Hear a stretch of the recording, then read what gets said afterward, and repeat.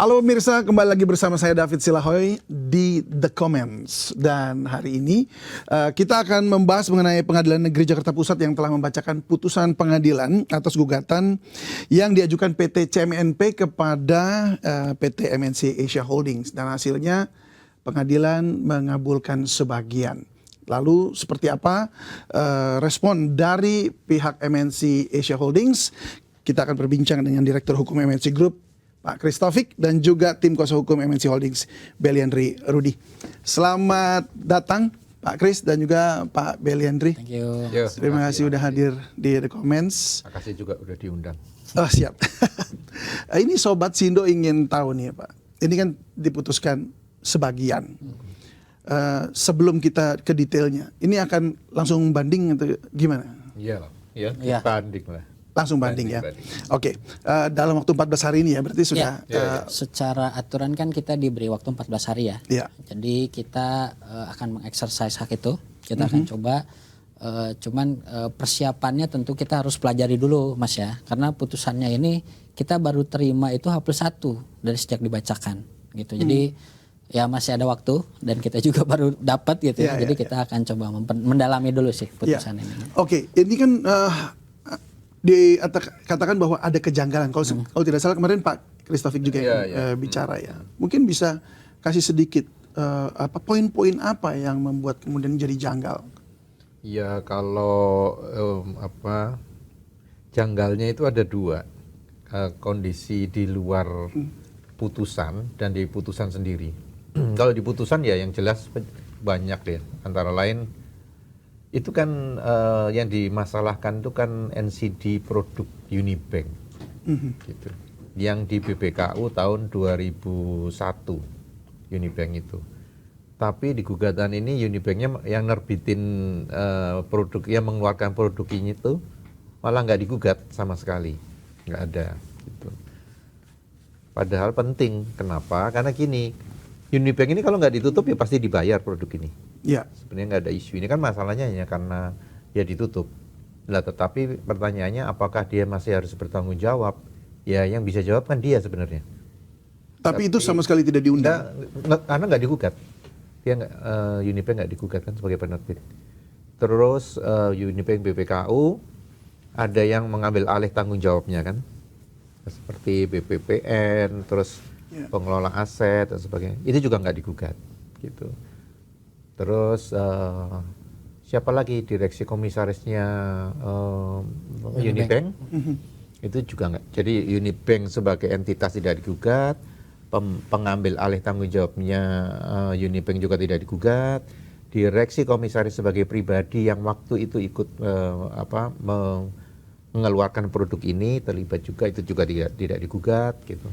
Terus kemudian ini kan dari tahun 99 itu sebenarnya sudah begitu NCD terbit sudah terjadi komunikasi antara CMNP langsung dengan Unibank, gitu kan. Terus dicatat dalam laporan keuangannya CMNP. Nah, orang-orang yang menandatangani laporan keuangan CMNP, mengakui transaksi dan sebagainya juga nggak digugat. Jadi peristiwa ini tidak akan bisa menjadi terang benderang. Tapi kan tiba-tiba semuanya diserahkan ke MNC ya, ke Asia Holding, yang fungsinya waktu itu sebenarnya jangan lupa fungsinya sebenarnya broker. Gitu. Nah, itu yang materi khusus mengenai putusan. Kejanggalan yang lain adalah yang di luar itu. Di luar itu apa? Contoh gini. Gugatan awalnya kan berapa ratus T gitu ya. Ternyata diputuskannya juga nggak segede itu, hanya berapa puluh juta gitu. 20 juta dolar. Dolar diputusnya, kecil sekali gitu. Tapi bagaimana glorifikasi terhadap gugatan yang segitu besar itu menurut saya luar biasa dan agak di luar kewajaran juga gitu. Terus kemudian digembar-gemborkan ada sita dan sebagainya, yang itu juga ternyata nggak ada. Tidak ada sita terhadap apapun gitu. Jadi kondisi kayak prasidangnya itu menurut saya juga janggal juga gitu. Terus menjelang putusan tiba-tiba muncul berita, saya itu dikirim berita KPK turun mengawasi.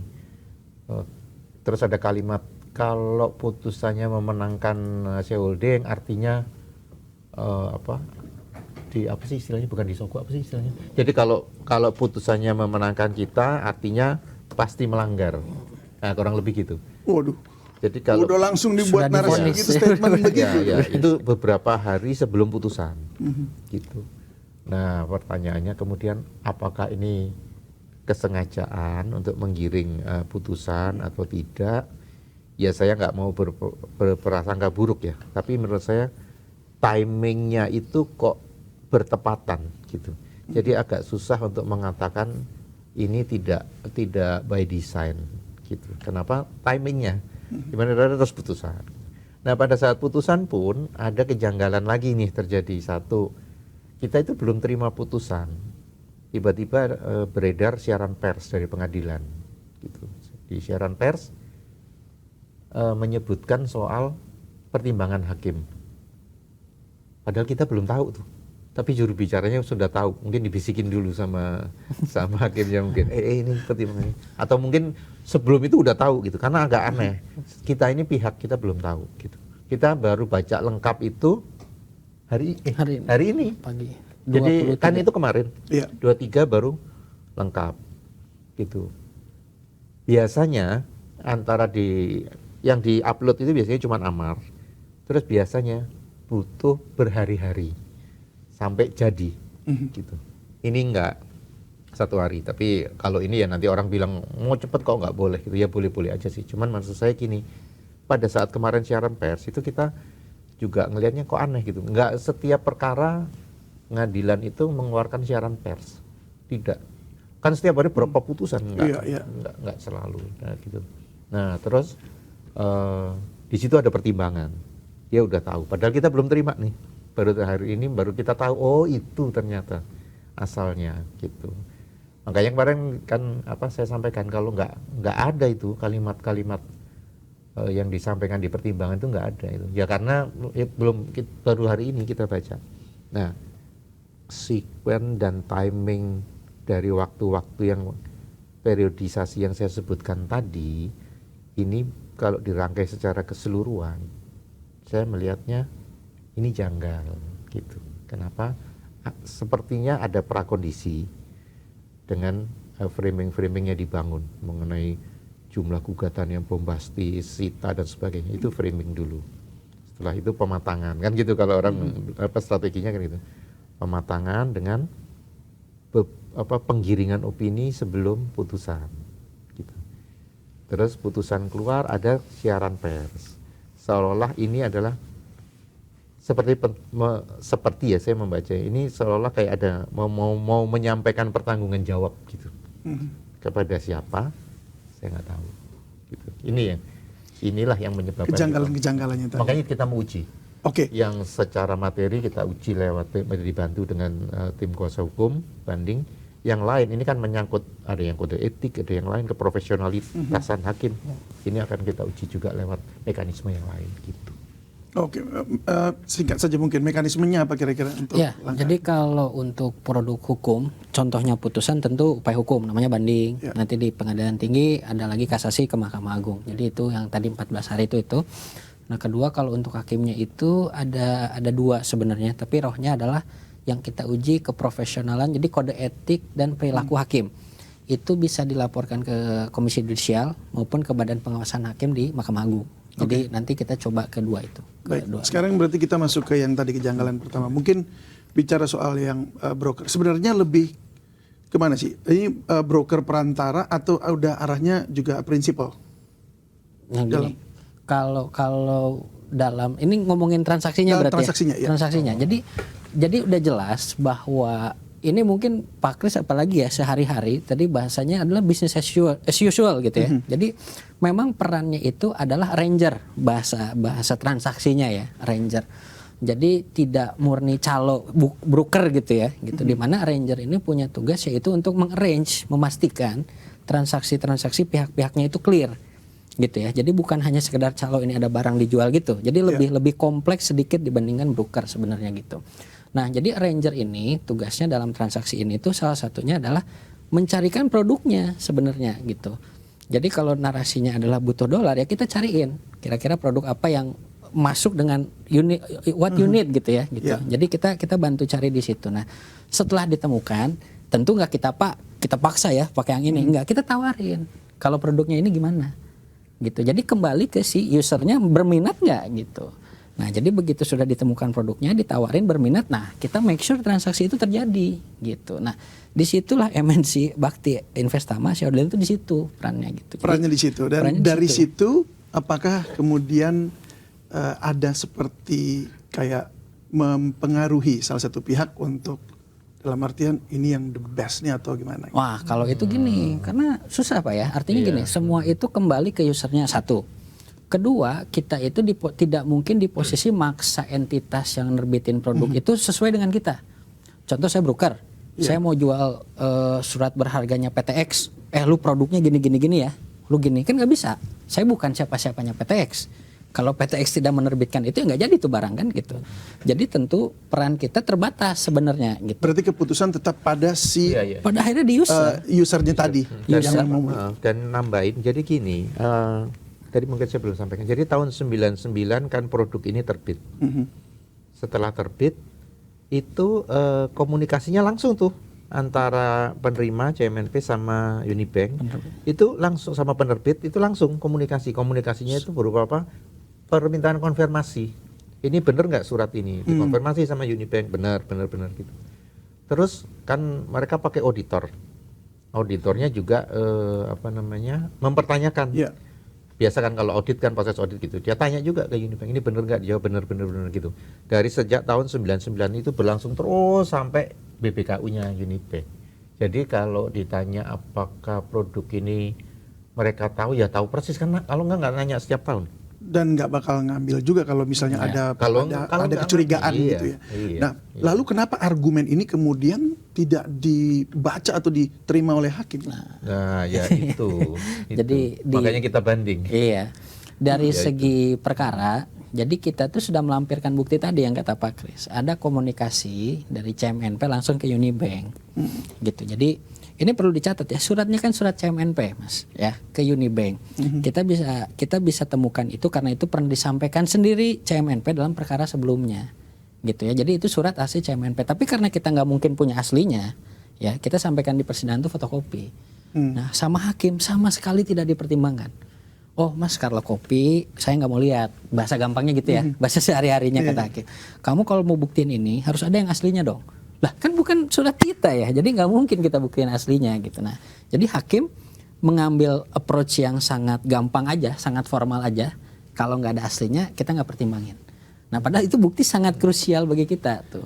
Jadi gini, kalau mau coba lihat secara, ini juga saya baru baca dari pagi nih, jadi agak ngantuk tuh baca segini. Gini, makanya itu yang perlu kita pertanyakan profesionalitasnya itu, karena biasnya gini. Kalau untuk yang tadi disampaikan Mbak Beli mengenai fotokopi, dia strict. Dia bilang ada aturan bilang fotokopi nggak boleh. Ya udah, saya nggak pakai. Gitu ya. Tapi ketika membahas yang lain soal konsep piercing corporate veil, dia memakai pendekatan yang berbeda.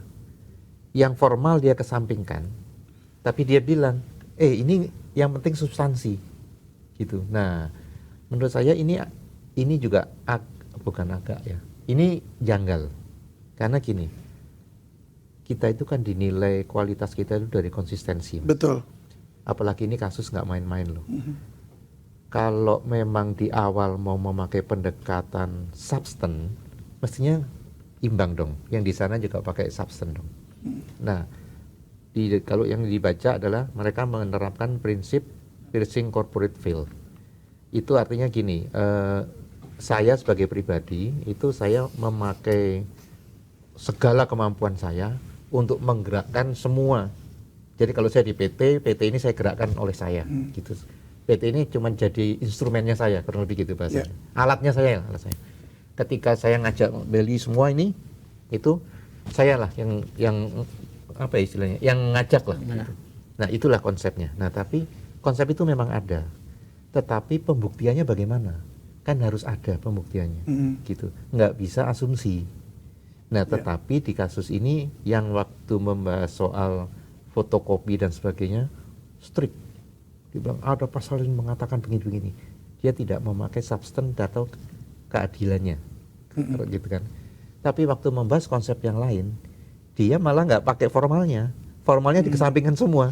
Pokoknya saya lihat kamu begini ya, berarti ini kamu, gitu. Karena lebih sesimpel itulah. Jadi ini kejanggalannya lagi Kejanggalan. salah satunya yang memang nggak konsistensi. Ya oke, baik. Nah sekarang pertanyaan juga adalah di mana yang sertifikat aslinya? Ini soalnya kita lagi rame banget soal sertifikat ya. Kan gini.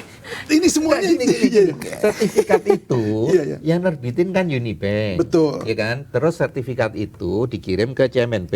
Betul. Jadi aslinya ada di mana? Di CMNP. Harus CMNP dong. Nah Itu iya mana makanya ada? harusnya yang menghadirkan adalah CMNP-nya Ya, tapi sertifikat kan tersebut. yang harus yang berkepentingan untuk membuat bukti itu kan kita. Iya. Ya kan? Sempat mengajukan nggak ke CMNP? Minta dong aslinya. Bahkan diliatin sama Kan sudah CMNP. ditunjukin. Oke, sudah ditunjukin. Ada. Tetapi hakim tetap nggak. Tetap hilang karena kita ngajuinnya kopi. Nah sekarang surat konfirmasi. Surat konfirmasi kan Bukan, sorry, maksud saya kembali lagi sedikit tadi. Oke. Maksudnya yang aslinya sudah sempat masuk ke pengadilan. Sudah. Ya kenapa itu tidak menjadi apa bukti pembanding dengan kopinya? Jadi artinya sama ini Gini, memang kalau aslinya dan kalau NCD-nya tidak ada perdebatan.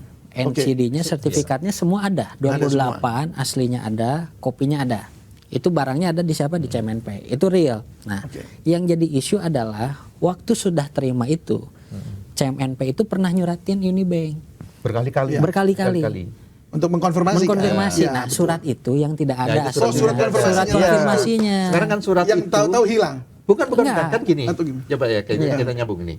Kan CMNP tulis surat nih Iya, ke Unibank dong. betul. Berarti suratnya ada di mana? Di Unibank dong. Iya. Benar. Oh ya, kan? oke, Iya ya. dong. Terus habis gitu Unibank kan membalas. Membalas. Ini benar. Balasnya kan ke sini nih. Ke CMNP. Ya berarti ada di sini dong. Jadi kalau Surat nggak di sini balasannya. kan nggak di sini. Iya. Oke. Gitu kan. Iya, iya. Nah, terus sekarang auditor nulis surat ke Unibank, Iya, ya kan? oke. Berarti suratnya kan di Unibank. Oke. Iya kan? Iya. Terus waktu Unibank balas ke auditor kan ke auditor. Kalau dari MNC terima kopi. Cuman kopi Hanya juga kopi dari komunikasi tersebut. Enggak, kopi surat itu kita punya. Semuanya artinya yang Ada, bolak-balik itu ada ya. semua. Baik. Kenapa kita bisa punya dari surat itu? Karena gini, sebagai arranger, Bakti itu kan mesti punya supporting dokumen. Yes. Nah kelihatannya ini, karena tahun itu kan nggak ada yang tahu sudah tahun 99. Ini adalah part dari supporting dokumen yang ada. Gitu. Nah tapi, ya kan kopi, aslinya yang punya Nggak kan mungkin, dua iya. orang ini. Dua orang ini nggak ngadirkan gitu. Dan mereka nggak masuk sebagai tergugat. Yang siapa? Unibanknya. Unibanknya. Unibanknya kan nggak digugat. Lah kalau Iya. barangnya di dia, gimana dia ngomongnya? Iya. Kan nggak digugat.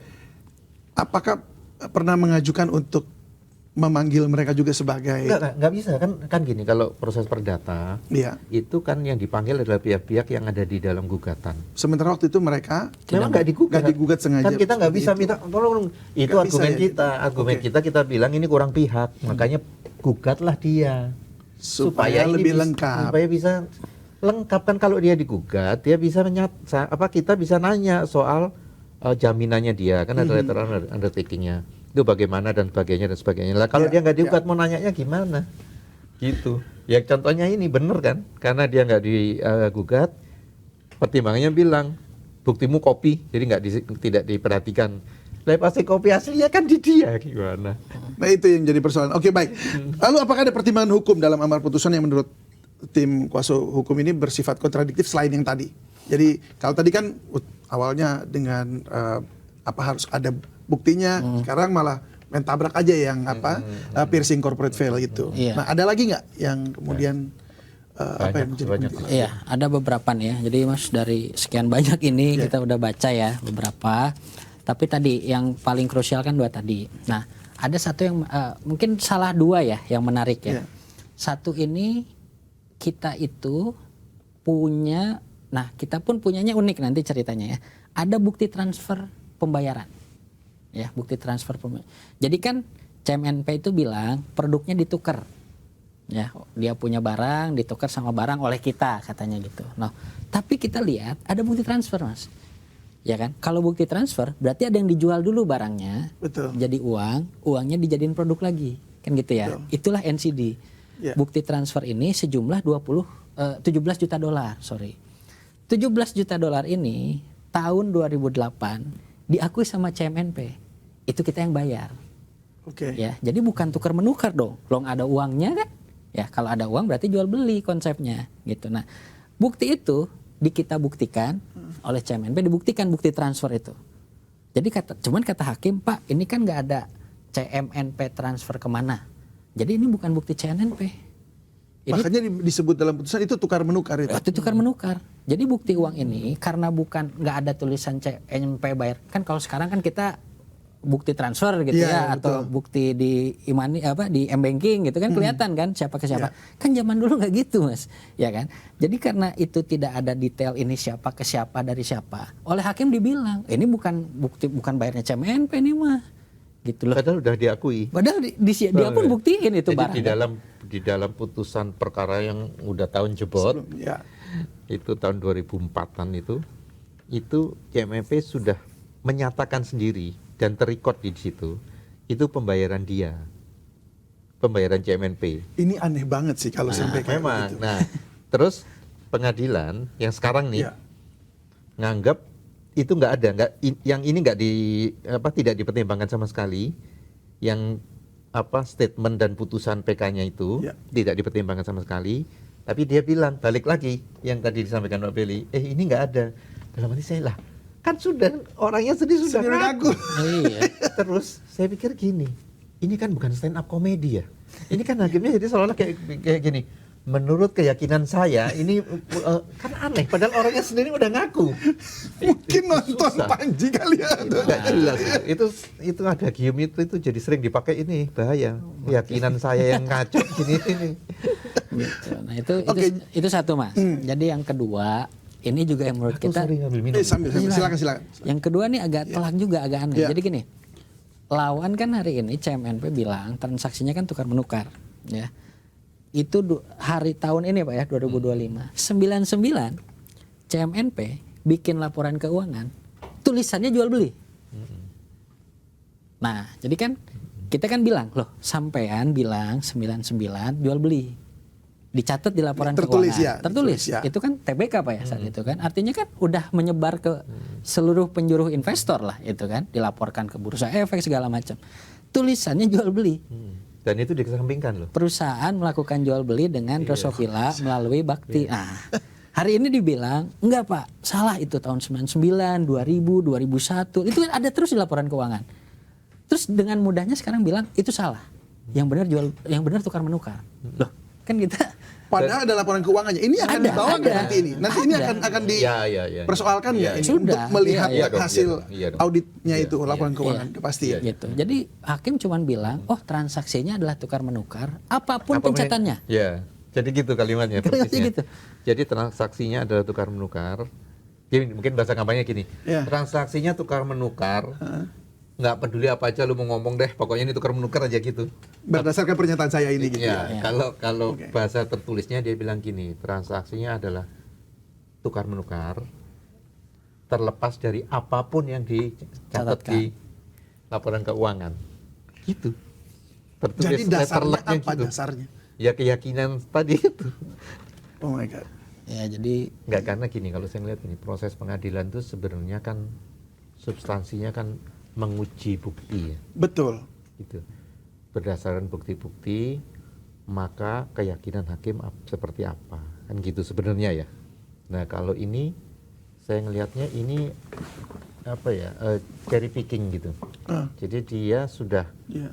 ini kebalik nih kalau saya membacanya, dari ujung dulu, jadi keyakinannya dulu, baru dia cari cocokin mana yang mendukung keyakinan ini, gitu. Waduh. Ini kalau oke. ini boleh dibilang mungkin prejudice saya ya, mungkin prejudice saya, mohon maaf gitu. Tapi saya sendiri menilai seperti itu. Bisa jadi saya salah, tapi saya menilainya seperti itu. Oke, baik. Waktu itu kan mengajukan 12 bukti.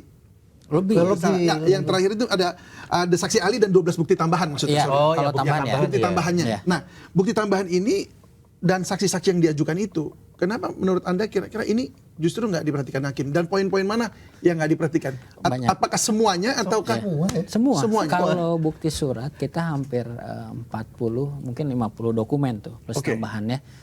Hanya satu yang dipertimbangkan, itu pun yang sama dengan buktinya lawan. gitu ya. Jadi hanya satu, Mas. Bayangin dari 50-an lebih dokumen hanya satu yang dipilih, itu pun yang emang lawan punya. Gitu ya. Jadi ngapain kan gitu. Iya, iya. Itu kan no debate sebenarnya kan. Tapi yang krusial buat kita yang tadi contohnya yang ini fotokopi nggak usah deh. Itu satu. Kedua, saksi kita itu jadi kan saksi itu ada dua, ada yang menjelaskan fakta secara kejadian saat itu hadir sendiri menyaksikan sendiri, ada juga ahli yang tugasnya itu memperkaya atau ngasih gambaran hakim tuh konsep hukumnya gimana gitu ya. Nah jadi fakta kita itu sama sekali nggak diambil, cerita ada pun satu dipelintir. Jadi gini, kita sempat hadirkan Kepala Cabang Unibank Pak ya? Kepala Cabang Unibank. Jadi saat konfirmasi tadi surat menyurat yang nggak dianggap tadi, Kepala Cabangnya yang tanda tangan pernyataan itu datang. Dia cerita panjang, di akhir ditanya sama lawan. Biasa dalam pengacara kan mengenal cara memojokkan lah nanyanya gitu ya. Ditanya-tanya, dipojokkan, digiring, akhirnya jawabannya A misalkan. Ya. Di akhir hakim nanya, ada yang mau ditambahin nggak? Pak, sebenarnya bukan A, B. Nah, jadi udah diperiksa Mas, bayangin satu hari yang diambil A-nya. Sama hakim tuh dari sekian banyak cerita, sejam setengah lebih dia cerita, A-nya sudah dia koreksi, yang diambil oleh hakim huruf A-nya itu. Kalimat terakhir itu aja, satu tuh yang diambil. Jadi ngapain ngomong sejam lebih kan gitu kan. Yang diambil cuma satu kalimat. Nah, kami menghormati hakim lah, selalu posisinya kita terima, ini pun udah jadi produk hukum kita hormati, tapi kalau ngomong kejanggalan, kok bisa dari sekian jam ngomong, sekian jam hal yang diceritain, yang relevan dengan perkara banyak, yang diambil cuma satu itu. Jadi itu maksudnya yang cherry picking tadi. Cherry picking itu, ya? gitu. Nah, jadi selebihnya nggak ada yang dipertimbangkan Pak, nggak ada yang diambil lagi. Makanya saya berasumsi lah mungkin, saya berasumsi ini sepertinya sudah ada tahu apa akhirnya, atau mungkin gini, goalnya sudah di-set dulu, kemudian proses ini untuk memenuhi goal itu, jadi dicari aja, dicari, oh ini memenuhi ya udah masuk, ini memenuhi masuk, yang nggak memenuhi buang gitu. Bisa secara proses kita hukum ini udah gitu. nggak dibenarkan mestinya ya. Ya, kami merasa indikasinya ke sana ya. Oke, baik. Ada saksi ahli kalau tidak salah yang kemarin dari CMNP yang justru malah mendukung itu tadi ya. Iya. Nah, apakah yang ini juga akan digunakan fakta ini nanti banding? Kan nggak ada sidang lagi ya. Nggak ada sidang. Dia cuman mengajukan semua yang ada sekarang ini kan. Nanti seluruh berkas persidangan diperiksa lagi dengan point of view yang berbeda dengan mempertimbangkan dalil bantahannya, banding tuh gitu. Ya, jadi tidak ada persidangan kayak kemarin lagi pemeriksaan gitu, enggak, cuman by dokumen berita acara semua dikirim ke pengadilan tinggi, nanti hakim tinggi yang memeriksa itu. Termasuk catatan-catatan termasuk ahli yang itu termasuk. Nah makanya penting untuk kita highlight sebenarnya apa yang jadi masalah di putusan ini kan gitu kan. Itu nanti yang akan jadi dalil kita untuk disampaikan ke pengadilan tinggi untuk banding, supaya nanti jadi atensi dari pengadilan tinggi khususnya gitu ya, apa sih yang kemarin dianggap tanda petik ngaco gitu ya, ngaco atau tidak tepat ini, sehingga nanti mohon perhatian dari hakim tinggi, ini nih tolong diperhatikan betul nih, ini yang kemarin terlewatkan atau ini yang kemarin tidak dipertimbangkan, sedangkan itu rohnya dalil kita gitu ya. Tapi rohnya lawan diambil dikali 3 gitu, berkali-kali diulangi, sedangkan kita yang satu jangankan dipertimbangkan, oh mas fotokopi udah deh nggak jadi gitu.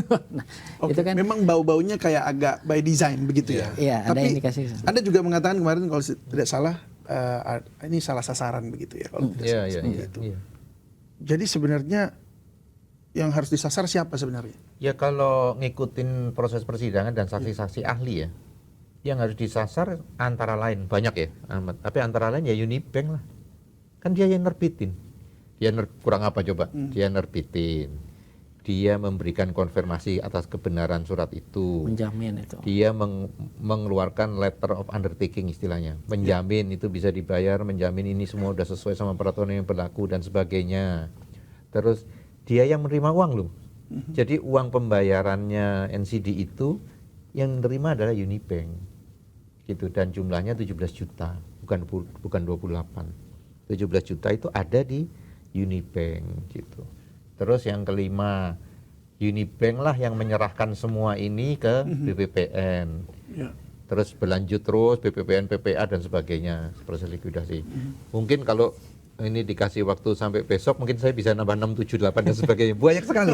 Intinya adalah ya dia mestinya yang ikut minimal ikut digugat lah supaya dia bisa menjelaskan apa yang terjadi sebenarnya gitu. Kalau ini kan enggak, ini jump to conclusion gitu. Jadi karena brokernya kredibilitasnya sangat bisa dipercaya gitu, sangat bagus. Yang lain udah nggak ada, udah ini aja kan gitu. Kalau kayak gini broker-broker yang lain kasihan Mas. Nanti semua broker jadi broker mundur teratur jadinya disuruh tanggung jawab. Iya, disuruh tanggung jawab. Iya, tadi saya bicara sama bercanda sama Mas Beli. Ini bisa dua sisi. Satu, broker bisa mulai khawatir karena dia bisa disuruh tanggung jawab. Terus kedua, bank-bank yang sekarang dikejar untuk menyelesaikan letter of undertaking-nya bisa bilang enggak perlu. Lah ini broker yang suruh tanggung jawab, bukan banknya. Putusan ini kan bunyinya gitu, kalau dibaca secara singkat. Iya, betul. Gitu yang tanggung jawab brokernya. Makanya nanti akan mengajukan juga, ini artinya bukan mengajukan apa istilahnya tuh, supaya Profesional. mereka ini jadi tergugat juga atau gimana? Oh nggak bisa, kalau itu nggak bisa. Nah, kalau dari pihak MNC sendiri bagaimana? Apakah ada kan langkah hukum ya banding lanjutan itu, lagi untuk itu? ya banding kan? Ya, banding. Secara hukumnya banding, secara profesionalitas hakim itu ya lewat laporan, mungkin bisa ke Komisi Yudisial atau Mahkamah. Ini kan untuk menyelesaikan kasus yang ini. Iya. Tapi kan ini ada orang-orang juga lain yang tadi saya bilang sasaran lain yang harusnya. Oh, maksudnya apakah MNC menggugatin mereka lagi gitu? Iya gitu kan untuk mengambil dananya. Gini. Jadinya. Ambil dana. Bukan maksudnya untuk kan mereka kan yang pegang dana. Iya. Paling tidak mereka harus bertanggung jawab untuk dana itu kemudian bisa Ya kalau dikembalikan. itu nggak bisa. Kalau itu yang bisa gugat ya CMNP, kan dananya CMNP. Lah kalau yang 17 juta itu CMNP merelakan itu diambil Unibank ya kita kan nggak bisa. Gitu. Nah kalau kita sendiri ya bisa aja kalau kita mau gugatin mereka semua kita ya. Gitu. Cuman kita ini sebenarnya kan nggak mau cari musuh, Mas. Kita juga nggak mau ada orang masalah nggak sesuatu yang tidak ada kenapa harus diada-adakan gitu. Ya kita ini kan sebenarnya mau prosesnya seperti apa ya udah itu gitu. Makanya ketika kita mengajukan kok Unibank nggak digugat dan sebagainya sebenarnya kan dalam rangka itu, dalam rangka kita mau menghormati proses ini. Maka pihak-pihak yang terlibat ya biar ikut lah gitu. Ya tapi hasilnya kan gini. Tapi kalau pertanyaannya tadi sampai sekarang sih belum kepikir kita mau terus gugat kiri kanan gitu. Buat apa? Buat apa cari musuh? Katanya satu musuh aja kebanyakan. Apa sih? Iya, tapi 1000 teman masih kurang gitu. Tapi kadang kalau udah ketemu musuh ya mesti sampai ujung juga. Ya wis gimana? Mesti dikejar juga sampai ujung ya. Wis gimana? Kalau tadi bicara soal salah sasaran, harusnya sasarannya yang lain. Nah, sekarang pertanyaannya, ini aja ya dugaan. Jadi yang disasar ini sebenarnya apa sih? Apa cuma cari uang pengembalian 28 juta dolar atau ada something else gitu yang kita nggak tahu nih maksudnya? Apakah? Mungkin saya dulu Pak Kris. Silakan saya tambahin. Jadi gini, dalam kita dalam praktek hukum Mas ya, gitu kan udah biasa juga lah gitu ya. Memang tidak ada dasar atau aturan yang bilang minta ganti rugi itu berapa. Jadi suka-suka aja, mau ngomong 100 T, mau ngomong 1000 T silahkan aja, nggak ada masalah. Kan isunya adalah bisa buktiin nggak ruginya segitu, ya. Nah jadi cuman kan kita harus lihat pakai logika ya. Hari ini ada nggak satu pihak yang punya uang 100 T untuk dibayarkan seseorang gitu ya, secara kontan? Kan nggak ada gitu ya. Jadi angka itu dari mana? Udah pasti dari manapun nggak akan ada yang bisa bayar siapapun itu. Ya mungkin APBD Indonesia kali yang APBN Indonesia kali disuruh bayar kan berapa persen kan gitu. Mungkin cuman itu yang bisa bayar. Anggaran kementerian kali kan suruh bayar gitu. Nah, dari situ aja kita udah bisa lihat, oh, berarti tujuannya kan bukan untuk minta segitu sebenarnya ya gitu. Karena nggak make sense, nggak mungkin segitu kan gitu ya. Mau dia dengan cara metode apa dia hitungnya gimana tapi udah nggak make sense. Jadi trigger pertamanya dari situ. Ya ini secara angka kayaknya sulit nih kalau ditagihkan ke orang perorangan, ke instansi, ke entitas bisnis yang punya segitu gitu ya. Itu nggak make sense. Nah, kedua adalah kita lihat tadi yang kata Pak Kris ada glorifikasi angkanya gitu. Terus digembar-gemborkan, digaungkan seolah-olah real gitu angka segitu akan dapat gitu kan. Nah, ya kita bisa lihat dari berita itu efeknya kemana sebenarnya kan ya? Apakah ke nama baik, ke apa bursa, apa kemana-mana kan gitu. Tapi kalau dari kami melihat aspeknya ke situ Mas, secara framing gugatannya tuh ke sana gitu. Karena nggak make sense, nggak real angka kerugiannya gitu. Terbukti diputusnya pun nggak segitu kan gitu ya. Jadi dari situ kita lihat ada maksud lainnya kemana kan gitu ya. Dari angka itu aja tuh udah menunjukkan kalau dari kami gitu. Yang kena dampak baru yang tadi disebutkan 2 ya. Mungkin nama baik. Yang kedua adalah bisa di bursa saham juga ya. Iya. Iya, ini kan jadi gini apa? Drama-drama yang terjadi dan glorifikasi dan sebagainya itu, saya melihatnya gini, kok jadi kayak pembunuhan karakter gitu. Ada yang by intention, ada karakter seseorang yang mungkin mau diganggu kredibilitasnya gitu. Kenapa ya? Indikasinya itu gugatan yang nggak masuk akal tadi itu awalnya digede-gedein. Tadi saya bilang prakondisi, ada prakondisi dulu dibesar-besarkan. Terus kemudian ada daftar aset, besar-besarkan lagi, ya kan? Terus terakhir asetnya orang lain didaftarkan, dibesar-besarkan juga gitu. Padahal itu kan ada penambahan jaminan yang disebut Beverly Hills segala waktu itu kan. Itu asetnya orang lain itu, nggak ada hubungannya, tapi dibesar-besarkan gitu. Pakai media. Nah, saya mikir ini kok polanya mengganggu gitu. Jadi tujuannya ya hampir bisa dipastikan ada itu karakter assassination. Gitu, mau mendowngrade siapa ya nggak tahu lah.